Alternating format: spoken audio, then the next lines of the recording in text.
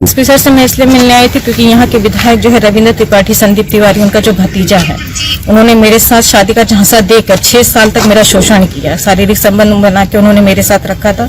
जब मैंने शादी का बहुत जोर जबरदस्ती किया तो उन्होंने मुझे फिर यहाँ पर जो है कि परेशान किया, नहीं कि मना किया। इस तरह से करते करते उन्होंने इतना तंग कर दिया कि मुझे आज ये डिसीजन लेना पड़ा है। और जो चूंकि मेरी शादी 1998 में ही हो गई थी, तो मेरे पति की मृत्यु 2007 में हो गई थी। उसके दरमियान में 7 साल तक अपने ससुराल में ही रही पति की मृत्यु के बाद भी।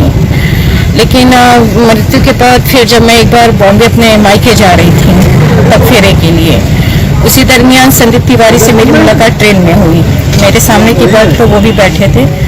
बातों बातों में उन्होंने अपना नंबर दिया, मुझसे बातचीत की और उसी दरमियान उन्होंने मुझे बताया कि मैं अनमैरिड हूँ और मैं बॉम्बे में कंस्ट्रक्शन का बिजनेस करता हूँ अपने चाचा चाची के साथ। तो हमारा इसी तरह सिलसिला बातों का चलता रहा। फिर उन्होंने मुझे प्रपोज किया, शादी का प्रस्ताव भी रखा मुझे कि मैं आपसे शादी करना चाहता हूँ। तो मैंने कहा ठीक है, अच्छा। 2 साल इसी तरह बातचीत चलती रही और उसके बाद फिर मैं वहाँ से यहाँ आई बनारस अपने ससुराल। यहाँ पर आए तो उन्होंने मुझे कैंट स्टेशन पे बुलाया जबरदस्ती कि नहीं आ पाऊँ, मैं मिलना चाहता हूँ आपसे। मैं वहाँ गई तो वहाँ पे इन्होंने विष्णुप्रिया होटल में पहले से ही होटल बुक करके रखा था कमरा। वहाँ आने के बाद उन्होंने मुझसे जबरदस्ती शारीरिक संबंध बनाया, जो कि मैंने मना किया कि मुझे अभी ये सब चीज़ नहीं करना है, जो भी करें आप शादी की बात करें। लेकिन उन्होंने नहीं माना, मुझे जोर जबरदस्ती किया। मैं बहुत रोती रही, चिल्लाती रही, लेकिन माने नहीं वो। इसी तरह फिर हमारा सिलसिला चलता रहा। फिर वो बॉम्बे चले गए, मैं भी चली आई बॉम्बे।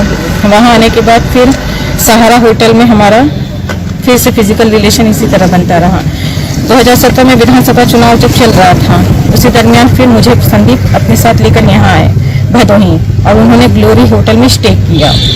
वहाँ पर मैं कम से कम 30 दिन थी। जैसे 5 दिन रहना फिर वापस बनारस आना, ये इसी तरह सिलसिला 30 दिन करा। उसी दरमियान ये रविंद्र त्रिपाठी, चंद्रभूषण तिवारी, दीपक तिवारी, नितेश तिवारी, प्रकाश तिवारी, ये सभी लोग ग्लोरी होटल में एक दिन छोड़ के सभी लोग आते थे और मेरे साथ इन्होंने जोर जबरदस्ती करके मेरा बलात्कार किया है।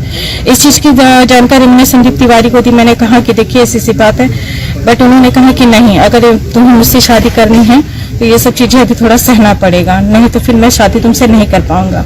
मैंने बहुत समझा लेकिन वो माने नहीं। फिर यहाँ से मुझे लेकर वो बॉम्बे चले गए। जब चुनाव का रिजल्ट आ गया उसके बाद हम दोनों बॉम्बे चले गए। वहाँ जाने के बाद भी फिर यही सिलसिला चलता रहा, फिजिकल रिलेशन हम लोगों का कंटिन्यू रहा।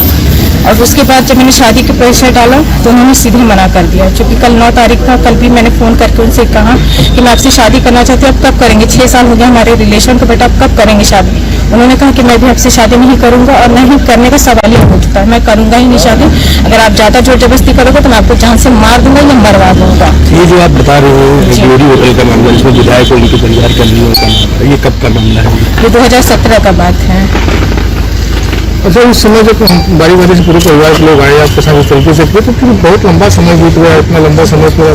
मैं उसी टाइम एक्शन लेना चाहती थी, लेकिन संदीप तिवारी ने ये मुझसे कह के मना किया कि अगर आप परिवार के खिलाफ जाओगे तो मैं आपसे शादी नहीं कर पाऊंगा।